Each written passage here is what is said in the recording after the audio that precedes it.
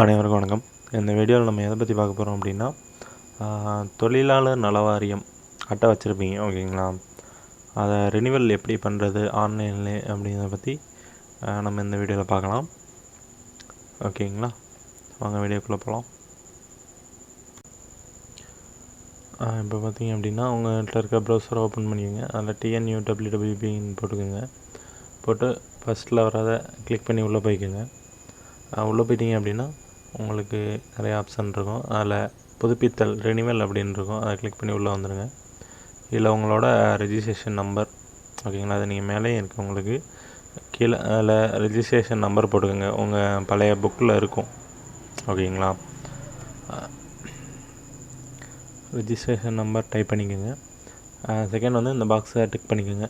அப்படின்னா நீங்கள் phone number எது கொடுத்தீங்களோ அதான் அப்படிங்கிறது மாதிரி கேட்பாங்க, ஓகேங்களா? நீங்கள் கொடுத்துருக்க ஃபோன் நம்பர் கரெக்டு தான் அப்படிங்கிற மாட்டோம். டிக் பண்ணிவிட்டு நீங்கள் உங்கள் ஃபோன் நம்பரை கீழே டைப் பண்ணிக்கோங்க. டைப் பண்ணிட்டு ஓடிபி பெறவுங்கிறத கிளிக் பண்ணிடுங்க. கிளிக் பண்ணிங்க அப்படின்னா உங்களுக்கு அந்த ஃபோன் நம்பருக்கு ஓடிபி வரும். அந்த ஓடிபியை வந்து நீங்கள் இந்த பாக்ஸில் என்ட்ரு பண்ணணும். ஓடிபியை என்ட்ரு பண்ணிக்கோங்க. உங்கள் மொபைலுக்கு வந்திருக்கும். என்ட்ரி பண்ணிட்டு சப்மிட் கொடுங்க. நீங்கள் சப்மிட் கொடுத்தோன்னா உங்களுக்கு அப்ளிகேஷன் ஃபார்ம் ஓப்பன் ஆயிரும். இதில் நீங்கள் வந்து உங்கள் ஆதார் கார்டு ஃபோன் நம்பரோடு இணைச்சிருக்கணும். இணைச்சிருந்தா தான் நீங்கள் வெரிஃபை பண்ண முடியும். ஃபஸ்ட்டே உங்களுக்கு அந்த ஸ்டெப் இருக்கும், அதை போட்டு வெரிஃபை பண்ணிக்கோங்க. அப்புறம் பார்த்திங்கன்னா நீங்கள் எந்த இது கட்டுமான தொழிலாளரா இல்லை உடல் உழைப்பு தொழிலாளரா அப்படின்னு இருக்கும். உங்களோட கார்டை வந்து நீங்கள் ஸ்கேன் பண்ணி வச்சுருக்கோங்க. நீங்கள் கையில் வச்சுருக்கிறத ஆல்ரெடி வச்சுருப்பீங்க பார்த்தீங்களா, அதை இதில் வந்து உங்களோட டீட்டெயில் கரெக்டாக இருக்கான்னு செக் பண்ணிக்கோங்க.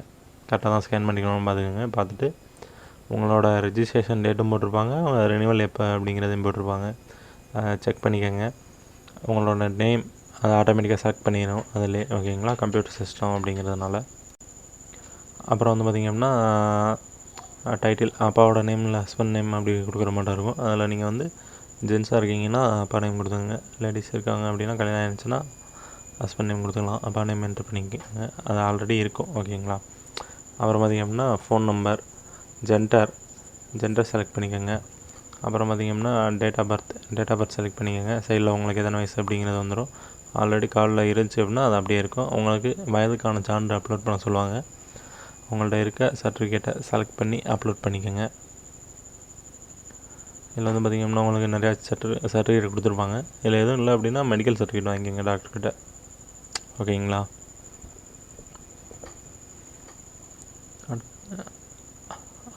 அந்த டாக்குமெண்ட்டை அப்லோட் பண்ணிக்கோங்க. அப்லோட் பண்ணி வியூ பண்ணி பார்த்துக்குங்க எல்லா டீட்டெயிலும் கரெக்டாக இருக்கா அப்படிங்கிற மாட்டோம்.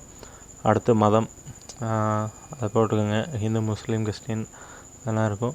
அதில் நீங்கள் எந்த மதமோ அதை போட்டுக்கோங்க. கம்யூனிட்டி வந்து எந்த இதோ அதை போட்டுக்கோங்க. இதில் எஸ்சி எஸ்டி பார்த்திங்க அப்படின்னா ஜாதி சான்றிதழ் வைக்கிற மாட்டோம் இருக்கும், ஓகேங்களா? எஸ்சி பார்த்திங்கன்னா ஜாதி சான்றிதழ் கேட்பாங்க, எஸ்டிக்கும் ஜாதி சான்றிதழ் கேட்பாங்க, ஓகேங்களா? மற்றபடி மற்ற யாருக்கும் ஜாதி சான்றிதழ் கேட்க மாட்டாங்க.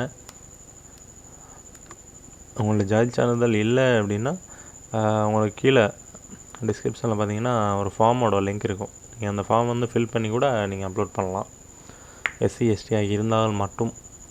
அடுத்து மேரிட்டல் ஸ்டேட்டஸ், கல்யாணமானவரா அப்படின்னு கேட்டிருக்காங்க. அப்புறம் வந்து குடும்ப அட்டை விவரம், புதுசாக இப்போ தான் அப்ளை பண்ணியிருக்கீங்க கார்டு அப்படின்னா புதிய குடும்ப அட்டை போடுங்க. ஆல்ரெடி இருக்குன்னா நம்பர் என்ட்ரு பண்ணிக்கோங்க, அப்லோட் பண்ணிக்கோங்க ஸ்கேன் பண்ணி. அப்லோட் பண்ணது கரெக்டாக இருக்கான்னு பார்த்துக்கோங்க, ஓகேங்களா? எல்லாமே கரெக்டாக அப்லோட் பண்ணியிருக்கீங்களா, மேலே டீட்டெயிலாம் கரெக்டாக இருக்கான்னு செக் பண்ணிக்கோங்க. கரெக்டாக இருக்கான்னு செக் பண்ணிவிட்டு கீழே நெக்ஸ்ட் கொடுத்துக்கோங்க, ஓகேங்களா? நெக்ஸ்ட்டு பார்த்திங்கன்னா அட்ரஸ், உங்களோட அட்ரஸ் கொடுத்துங்க. நீங்கள் இப்போ நிரந்தர முகவரி, டெம்பரரி அட்ரஸ் அப்படிங்கிற மாதிரி 2 இருக்கும். ப்ரெசன்ட் அட்ரஸ், தற்போதைய முகவரி. நீங்கள் சொந்த ஊர் ஒன்றா இருக்கும், நீங்கள் வந்து வேலை பார்க்குற ஊர் ஒன்றா இருக்கும். அப்படிங்கும்போது நீங்கள் தற்போதைய முகவரியை மாற்றிக்கலாம். பர்மனெண்ட் அட்ரஸ் ஒன்று வச்சுக்கிட்டு தற்போதைய முகவரியை மாற்றிக்கோங்க, ஓகேங்களா? உங்களோட எல்லா டீட்டெயிலுமே அட்ரஸ் டீட்டெயிலை செலக்ட் பண்ணிக்கோங்க. செலக்ட் பண்ணிவிட்டு நெக்ஸ்ட்டு கொடுத்துக்கோங்க. சப்போஸ் நீங்கள் வேறு ஊரில் இருந்து பார்க்குறீங்க அப்படின்னா அதை மாற்றிக்கோங்க. இதில் வந்து நீங்கள் வந்து கீழே எதுவும் சேஞ்ச் பண்ண வேணாம். நீங்கள் சேஞ்ச் பண்ணிங்க அப்படின்னா உங்களுக்கு நிறையா டீட்டெயில் கேட்கும். ஓகேங்களா. நீங்கள் இந்த வேலை எத்தனை வருஷமாக பார்க்குறீங்க அப்படிங்கிறத மட்டும் என்ட்ரு பண்ணுங்கள். நீங்கள் செலக்ட் பண்ணிங்க அப்படின்னா உங்களுக்கு நிறையா டீட்டெயில் கேட்கும். நீங்கள் அந்த நார்மலாக செகண்டில் இருக்கிறதே போட்டுக்கோங்க, செல்ஃப் எம்ப்ளாய்மெண்ட்டுங்கிறதே போட்டுக்கோங்க. இதில் வந்து நீங்கள் எத்தனை இயர்னு செலக்ட் பண்ணிட்டு நீங்கள் என்ன வேலை பார்க்குறீங்களோ அதை செலக்ட் பண்ணிவிட்டு நெக்ஸ்ட் கொடுங்க. நெக்ஸ்ட்டில் பார்த்திங்க அப்படின்னா உங்கள் பேங்க் அக்கௌண்ட், உங்கள்கிட்ட இருக்க பேங்க் அக்கௌண்ட் நம்பர் போட்டுக்கோங்க. IFSC code, account number, MICR code வந்து பேங்க் அக்கௌண்ட்லேயே முன்னாடி ஃப்ரண்ட் பேஜ்லேயே போட்டிருப்பாங்க.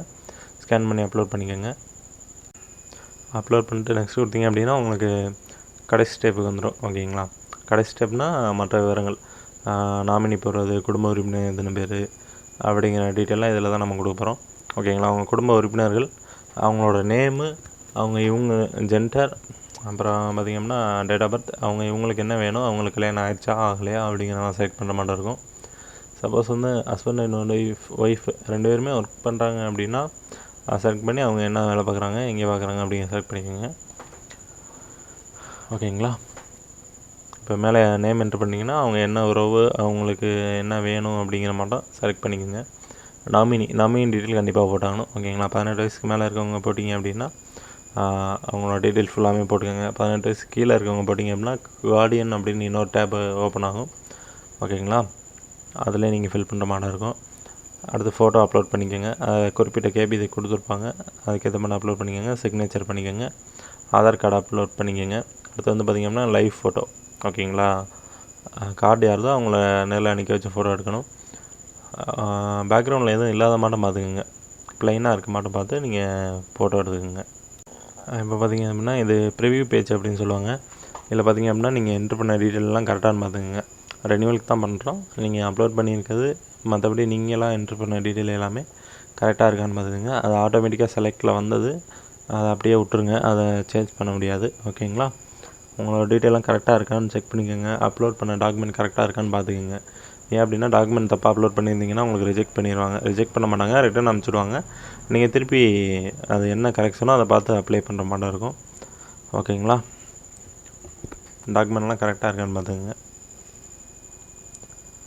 எல்லா டாக்குமெண்ட்டுமே நீங்கள் ஓப்பன் பண்ணி பாருங்கள், கொடுத்துருக்க டீட்டெயிலாம் கரெக்டாக இருக்கான்னு செக் பண்ணி பாருங்கள். அப்புறம் பார்த்திங்கன்னா அட்ரஸ் டீட்டெயில் கரெக்டாக இருக்கான்னு பாருங்கள். நீங்கள் பர்மனெண்ட் அட்ரஸ் வேறையாக இருக்கும், நீங்கள் இருக்க அட்ரஸ் வேறையாக இருக்கும், அதை கரெக்டாக கொடுத்துக்குங்க. இல்லை அப்படின்னா ரெண்டுமே ஒரே அட்ரஸ்னால் ஒரே இதே கொடுத்துங்க, ஒன்றும் பிரச்சனை இல்லை. அது பார்த்திங்கன்னா உங்கள் எம்ப்ளாய்மெண்ட் ஸ்டேட்டஸ், எத்தனை வருஷமாக வேலை பார்க்குறீங்க, என்ன வேலை, அதை செலக்ட் பண்ணிக்கோங்க. பேங்க் அக்கௌண்ட் டீட்டெயிலை அதை செக் பண்ணிக்கோங்க. ஃபேமிலி மெம்பர்ஸ் கரெக்டாக போட்டுக்கோங்க. இருக்க எல்லாத்தோட பேரும் ஆட் ஆகிருக்கான்னு பார்த்துங்க. நீங்கள் என்ட்ரு பண்ணவங்களோட பேர் ஆட் ஆகிருக்கான்னு பாருங்கள். நீங்கள் எக்ஸ்ட்ரா ஆட் பண்ணிங்கன்னா அவங்களுக்கு வந்திருக்காது. எப்படின்னா ஒரு 5-6 பேருக்கு மேலே ஆட் பண்ணிங்கன்னா ஒரு சில டைம் வந்து அதில் கட்டாக இருக்கும். இல்லை நீங்கள் வந்து நாமினி கரெக்டாக இருக்கான்னு பார்த்துக்குங்க. அடுத்து பார்த்திங்கன்னா கார்டியன் 18 வயசு கீழே போட்டிங்க அப்படின்னா கார்டியன் பேஜ் கேட்டிருக்கோம்.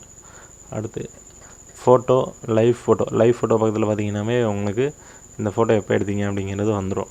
அடுத்து பார்த்திங்கன்னா சிக்னேச்சர், கீழே வந்து டேர்ம்ஸ் அண்ட் கண்டிஷன் சொல்ல முடியாது, உறுதிமொழின்னு சொல்லுவாங்க, அந்த இதை கிளிக் பண்ணிக்கோங்க. ஓகேங்களா. படித்து பார்த்துக்கோங்க, அதை டிக் பண்ணிக்கோங்க.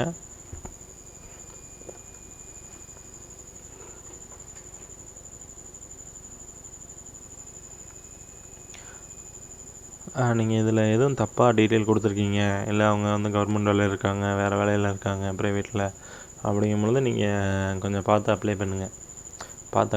அப்படின்னா கவர்மெண்ட் வேலையில் பார்க்குறவங்க நீங்கள் இதை அப்ளை பண்ணவே கூடாது.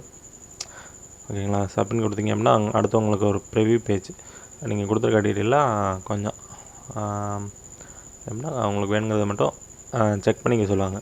கரெக்டான name, number, nominee name, address இது மட்டும் போட்டுருப்பாங்க. அதெல்லாம் கரெக்டாக இருக்கான்னு ஒன்ஸ் நீங்கள் செக் பண்ணிவிட்டு, ஓகேங்களா, செக் பண்ணிவிட்டு கீழே உங்களுக்கு பாக்ஸ் கொடுத்துருவாங்க, செக் பாக்ஸ், அதை கிளிக் பண்ணி நீங்கள் சப்மிட் கொடுக்கணும். அட்ரஸ் வந்து கரெக்டாக இருக்கான்னு பார்த்துக்குங்க. நாமினி டீட்டெயில் கரெக்டாக பார்த்துக்குங்க. கீழே செக் பாக்ஸ் கொடுத்துருக்கத டிக் பண்ணிக்கோங்க, உறுதிமொழி அப்படிங்கிறது ரெண்டுமே டிக் பண்ணிவிட்டு சப்மிட் கொடுங்க. சப்மிட் கொடுத்துட்டீங்க அப்படின்னா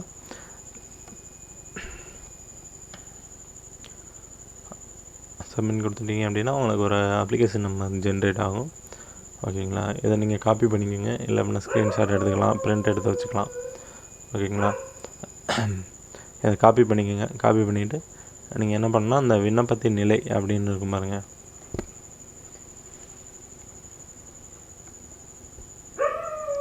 விண்ணப்பத்தின் நிலைன்னு இருக்கிறதுல கிளிக் பண்ணி நீங்கள் மேலே இந்த அப்ளிகேஷன் நம்பரை போட்டுக்கோங்க.